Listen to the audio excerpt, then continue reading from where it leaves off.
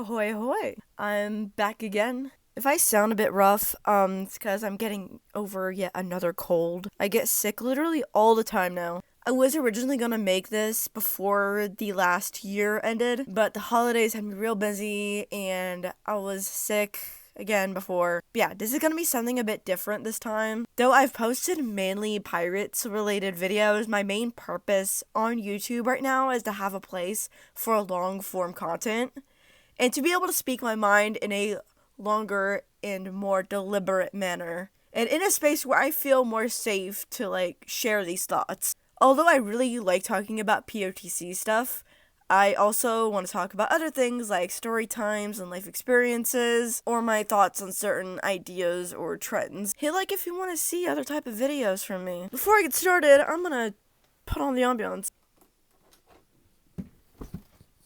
There we go.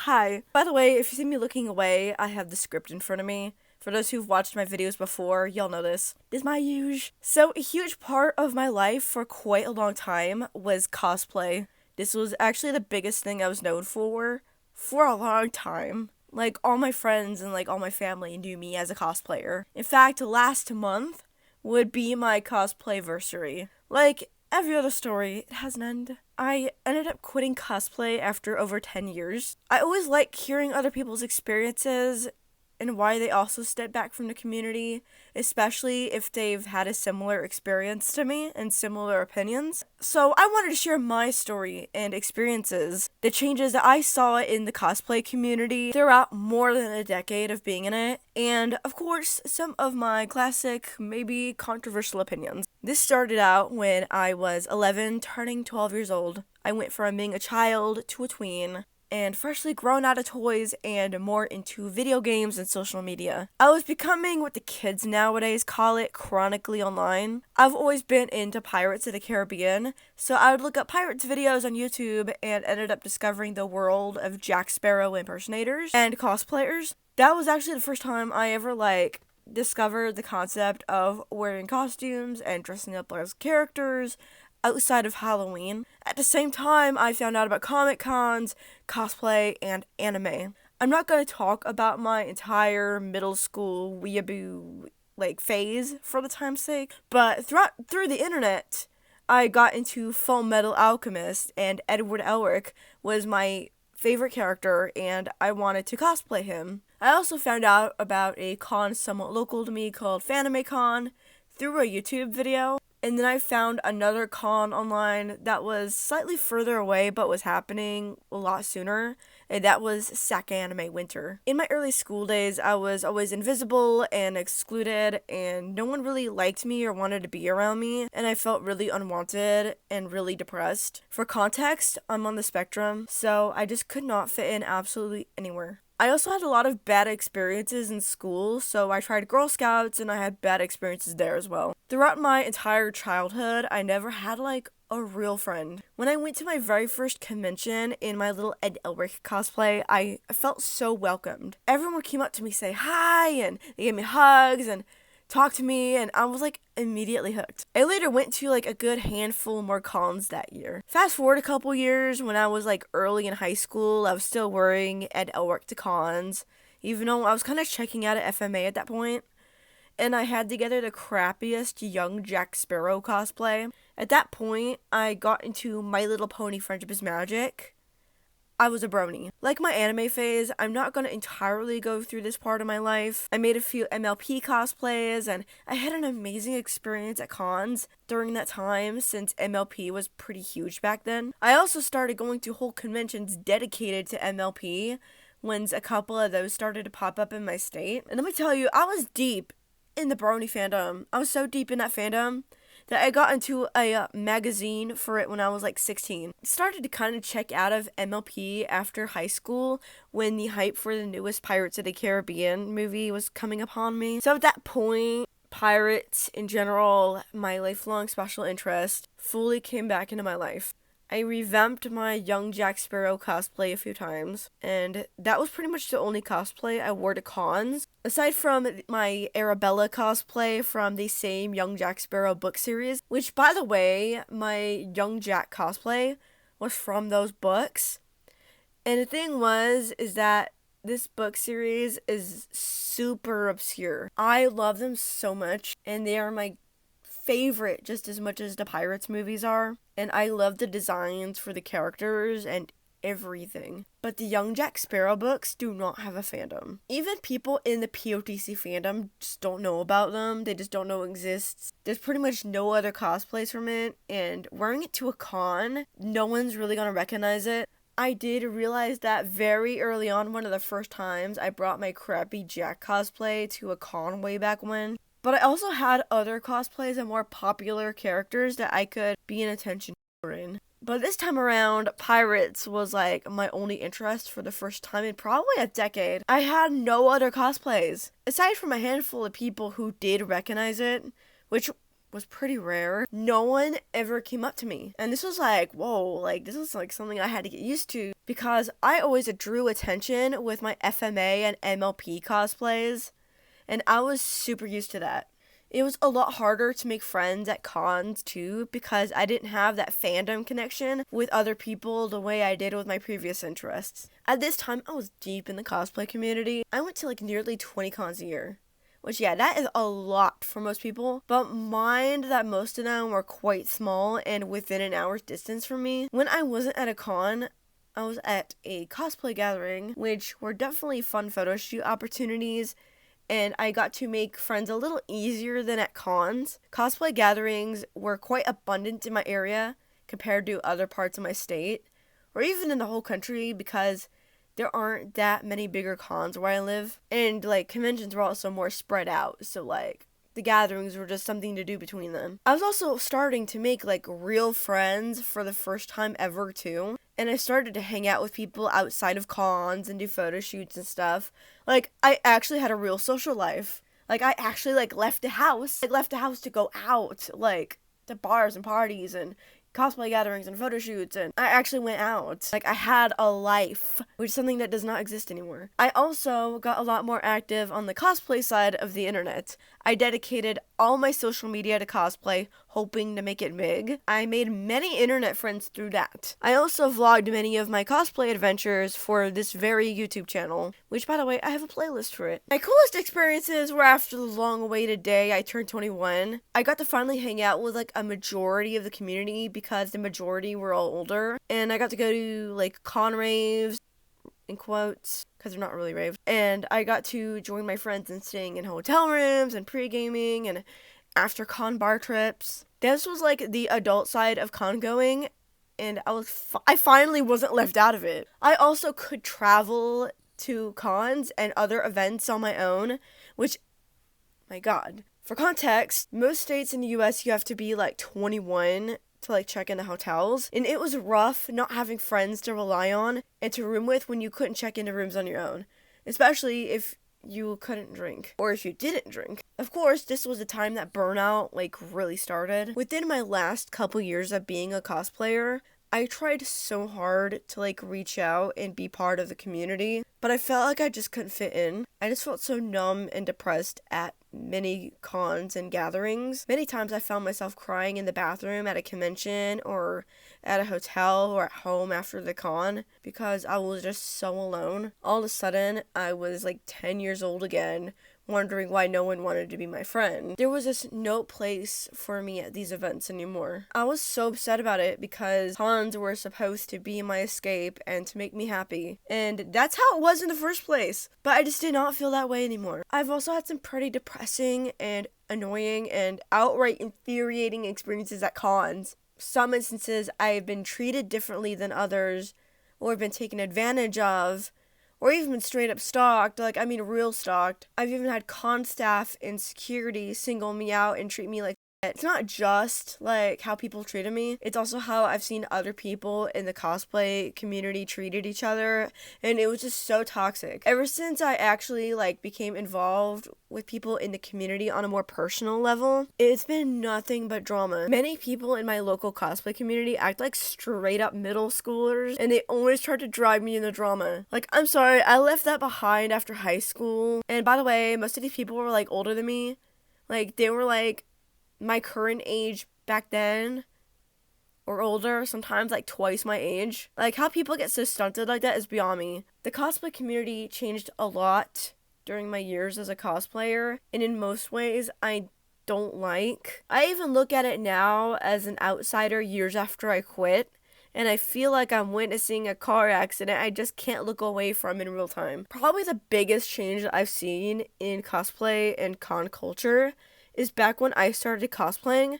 It was still considered kind of weird to cosplay. I started at the beginning of 2010, so at the time pop culture was starting to get a bit popular, but cosplaying and cons are still seen as weird, especially if you were like into anime. I liked anime, I had an anime cosplay, I went to anime cons. That was still considered pretty weird. Simply putting on a costume and going to a con was weird, and everyone going to these cons knew that. They knew that they were weird, so they weren't afraid to be weird at cons. What cons were like back then, you kind of just had to be there. The people at these cons were loud, chaotic, definitely cringe. Social anxiety wasn't as much of a trend, so they were definitely outgoing. The moment I stepped through the doors of my very first con, people immediately started to come up to me for pictures and to roleplay with me. There was so much roleplay, actually. Sometimes I got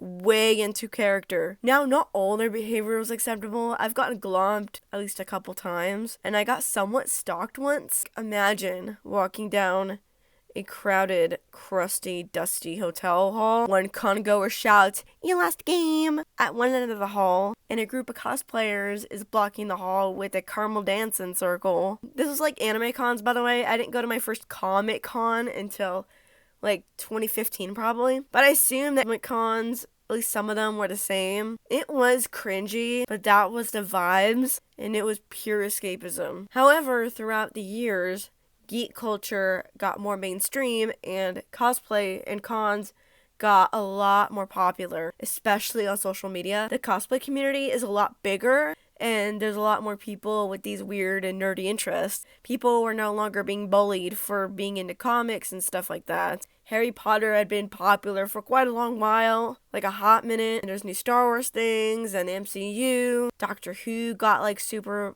it was already popular, I think, but it got more popular. Things that were still considered cringe in, the early to mid-2010s, bronies or anime, eventually became more normalized. Even being, overly obsessed with these unconventional interests, especially in a non-neurotypical way, became, on the most part, more normalized in the recent years. And in the general population, more and more people are aware of cosplay and know what it is. Cosplay is more normalized and mainstream now, so it's not considered weird anymore. Simply putting on a costume and going to a con is not weird, so this new generation of cosplayers are not weird. Some can be weird due to other circumstances, but simply cosplaying alone or having geeky interests does not make them weird. And I bet you some people will probably argue with me on that, but I'm telling you, it's not as weird anymore. Because of that, this generation of cosplayers are afraid to be weird. That's why they're less outgoing and more socially anxious. They also try to be part of every single group, trend, or movement because they feel like they have to belong somewhere.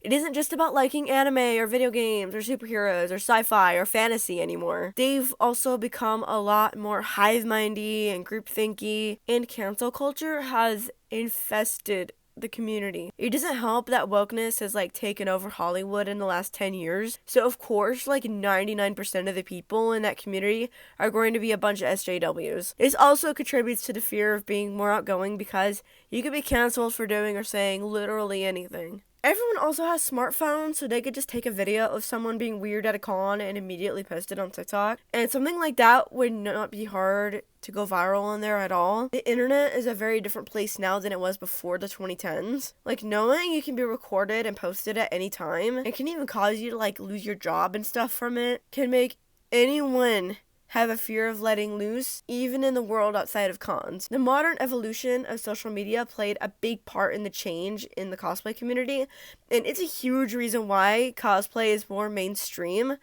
but it also makes it harder to get away with being cringy. Social media and the massive growth of the cosplay community also made it a lot more possible to be cosplay famous. Cosplay famous was already a thing when I started, but it definitely wasn't as huge. Probably the only notable person from that time was Yaya Han, and even then I didn't know about her for like the first year or two of cosplaying. But now with Instagram, YouTube, TikTok, making it more seemingly possible than ever to be cosplay famous, everyone's trying to be cosplay famous. Even I got caught into that trap for a while. Like I said, I was trying to make it big. Many people get into cosplay for attention or to be famous, not because of passion anymore. There's also a lot of chicks, even some dudes, that get into it just because they're hot and they want to cosplay hot characters and they don't even have to care about the character. Like, that's kind of a pet peeve of mine. There's also people who are cosplay pretty and they get famous for being cosplay pretty even if there isn't any talent behind it. Maybe they're just pretty, but there's like, I believe, different types of pretty. Everybody on TikTok has been talking about TikTok pretty, TikTok pretty, TikTok pretty. And I agree with it on a level because like there's like real life pretty, cosplay pretty, and even TikTok or Instagram pretty. I'm not the best example, but I've turned a couple heads and I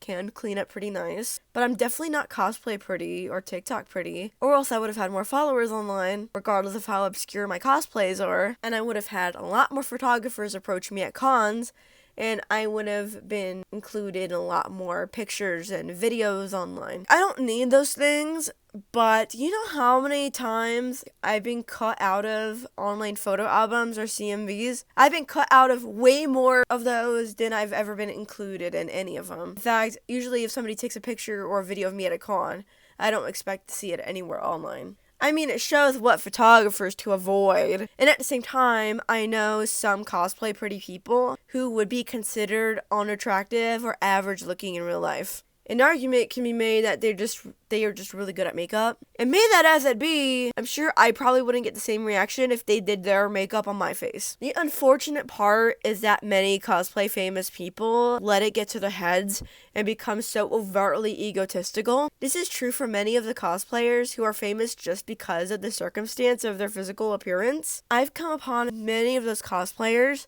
who would ignore me or exclude me just because I wasn't one of them. This is not all famous cosplayers, by the way. I've also met and even become friends with some of the most awesome and most friendly and humble people who are cosplay famous.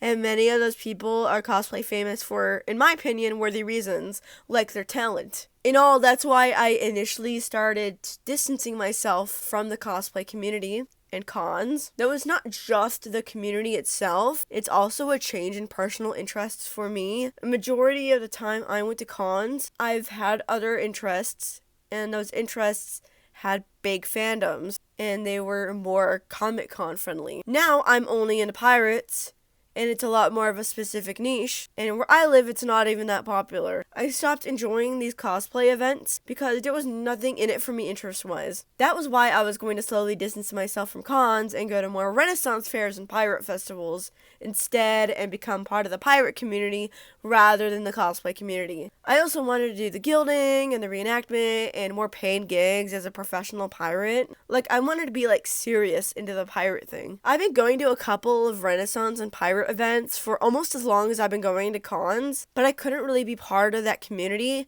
because I was too young. So when I turned 22, I felt like that was the appropriate time to make that shift and prioritize Ren fairs and travel out to the fairs and festivals I've been dreaming of going to for years. I wasn't going to totally hang up my boots and quit cosplay and cons completely. Being Jack Sparrow still made me happy, but it wasn't going to be the priority at all. And that was until 3 months after I made the announcement. The COVID-19 lockdown happened, and I really started to see the true colors of the cosplay community. And I realized they were always like that the whole time during the last few years of my cosplay career. I was just too blind to see it. Yes, I'm getting real here. Although I internally questioned some stuff, I still went along with some of their agendas and narratives because I thought that's just how it was. I didn't know why I hated this guy or I wanted this thing to change, or why I thought this way. It was literally just because everyone else around me thought that way, and I was a bad person if I didn't. I felt like a bad person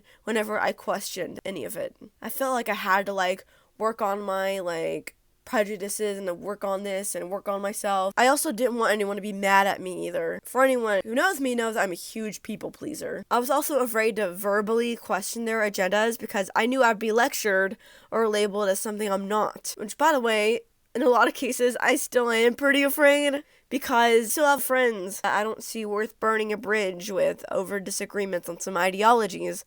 And it's not like I completely disagree on every single little thing. Everything is not black or white for me. But I know they would absolutely burn that bridge if they knew I didn't agree with them on every single thing. They would probably hate my guts. And anyone who didn't already know before this sticks around, then you're the real ones. Back to 2020, when I started to express my true thoughts and my disagreements on certain subjects, like the lockdown and the COVID mandates, all of a sudden I was a monster. I was a bad guy. All these people that I considered friends in the cosplay community completely changed beyond recognition, not just towards me, but their entire personality and identity. And it was all just fake because they did it out of spite, or because they wanted to belong somewhere even more than before, or because they literally did lock themselves in their home for a year in their bubble and constantly scrolling through TikTok. I lost so many friends during COVID. I literally lost 90% of all the friends that I've had before COVID. I got hate for going out of town to celebrate Independence Day, literally just a month after you know what happened when everyone was on the street. I got hate for going to empty parks and secluded beaches to do photo shoots in my garb and cosplays because literally all my events got canceled, including all my dream fairs and all the opportunities to do guilds and reenactment. I couldn't just stay home because I didn't have much of a home to stay at. I don't talk about my personal life on the internet, nor do I air out my dirty laundry. But my living situation is very broken and dysfunctional. I couldn't just stay at home. But they don't care. It doesn't matter to them at all. And damn you. Damn you. And I did all that I could to prove that I'm a good person, even if it's against my best interest or what's right.